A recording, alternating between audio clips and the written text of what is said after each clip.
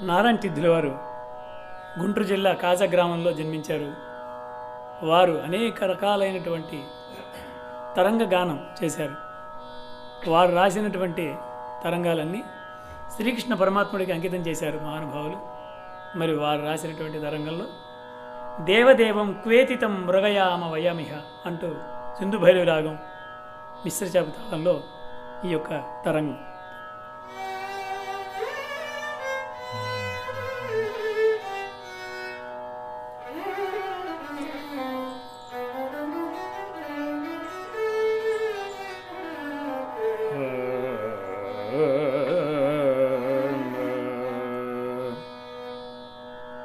దేవదేవం